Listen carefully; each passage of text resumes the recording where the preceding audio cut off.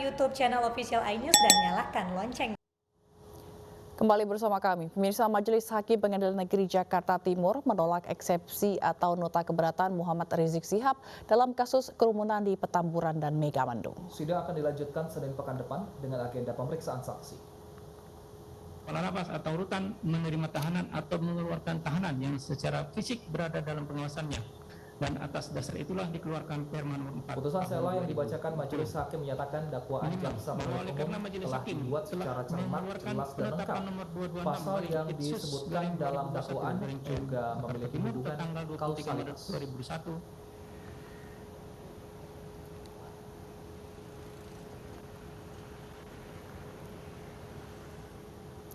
Putusan sela yang dibacakan Majelis Hakim menyatakan dakwaan jaksa penuntut umum telah dibuat secara cermat, jelas, dan lengkap.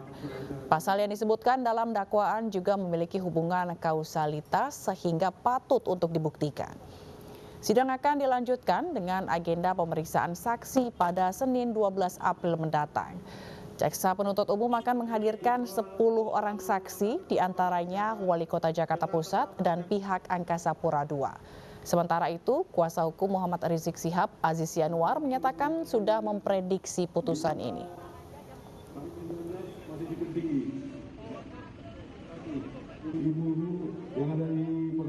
Sebenarnya kita udah duga dan nggak masalah, kita akan lanjut terus. Kita di sini berusaha, berjuang, kita nggak peduli dengan hasilnya, karena kemenangan adalah ketika kita tetap dalam kebenaran itu sendiri. Ya, kita siapkan untuk pertanyaan-pertanyaan nanti. Ya. Ada nama-nama juga wali kota. Sudah. Nggak apa-apa, biarkan nanti mereka ini, kita akan ini kan. Oke, kalau melihat daftar saksi yang dihadirkan, nanti kira-kira saksi siapa saja dan dari mana saja yang akan dihadirkan oleh pihak terdakwa? Saksinya ya fakta. Fakta yang hadir di sana waktu itu. Barreskrim Polri tetapkan 3 anggota polisi Polda Metro Jaya dalam kasus dugaan unlawful killing pada peristiwa kilometer 50. Dari 3 tersangka, 1 telah meninggal dunia karena kecelakaan.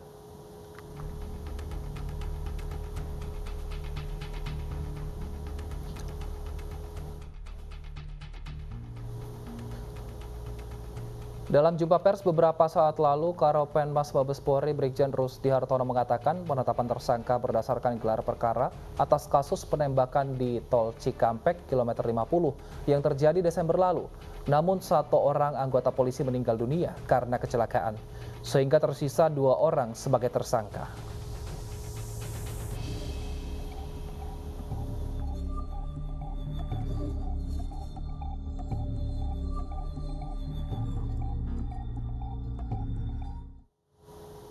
Kapolri mencabut surat telegram nomor 750 yang salah satunya berisi larangan media untuk menayangkan tindakan polisi yang menampilkan arogansi dan kekerasan. Telegram tersebut sempat tuai polemik di masyarakat.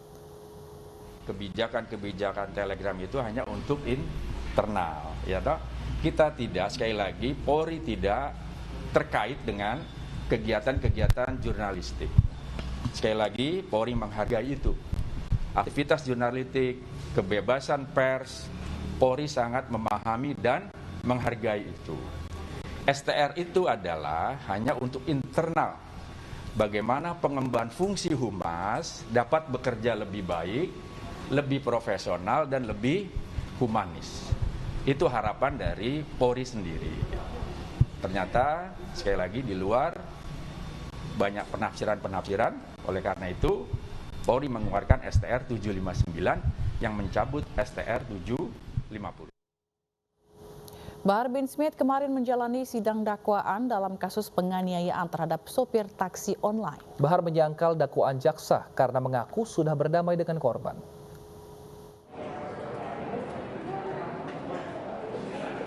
Sidang dakwaan terhadap Bahar bin Smith digelar di Pengadilan Negeri Bandung. Dalam sidang kasus penganiayaan sopir taksi online ini, jaksa mendakwa Bahar secara sadar memukul korban sebanyak 15 kali, menyayat korban sebanyak 1 kali, dan menyeret korban 1 kali. Namun Bahar menyangkal dakwaan tersebut karena mengaku sudah berdamai dengan korban. Yang murid-murid terdakwa di mana terdakwa itu kan telah katakanlah menganiaya si korban Ardiansah ya dengan cara tadi ya ada dipukul dengan pakai pisau, dengan digeret ke mobil, dimasuk mobil dia, ya itu bukan suatu kan perbuatan penganiayaan, dan itu dilakukan memang oleh 2 orang gitu. Keberatan terdakwa itu dia intinya terhadap keberatan dari persidangan ini karena sudah ada perdamaian gitu kan, sudah ada perdamaian antara si terdakwa dengan korban kan. Tapi perdamaian itu kan secara hukum tidak menghapus perbuatan itu sendiri gitu loh. Sebelumnya pada tahun 2019, Bar juga terlibat kasus penganiayaan terhadap 2 remaja. Ia divonis 3 tahun penjara serta denda 50 juta rupiah subsidi dari 1 bulan penjara. Dari Bandung, Jawa Barat, Ervan David, iNews melaporkan. Komisi Pemberantasan Korupsi menahan tersangka kasus suap Samintan yang buron sejak Mei tahun 2020. Samintan merupakan tersangka kasus suap dalam pengembangan kasus PLTU Riau I.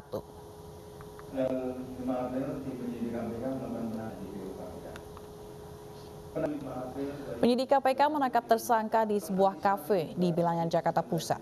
Samintan adalah pengusaha pemilik perusahaan batubara PT Borneo Energi. Tersangka menyuap Wakil Ketua Komisi Energi DPR, Eni Saragih, 5 miliar rupiah terkait pengurusan izin tambang batubara.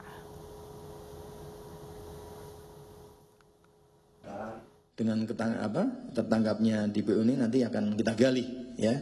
Kita gali apakah ada pihak-pihak yang dulu misalnya ada bau-baunya, kita akan perjelas dengan mencari, mengumpulkan alat-alat bukti yang lain, baik saksi, petunjuk, dokumen dan lain-lain yang kira-kira terkait. Kemudian berkaitan dengan pelarian yang bersangkutan, apakah ada pihak-pihak yang membantu, berarti dia menghalang-halangi penyidikan. Tentunya nanti akan kita kembangkan. Real Madrid kandaskan Liverpool 3-1 di babak pertama perempat final Liga Champions. Informasi olahraga akan kami hadirkan usai jeda. Tetap bersama.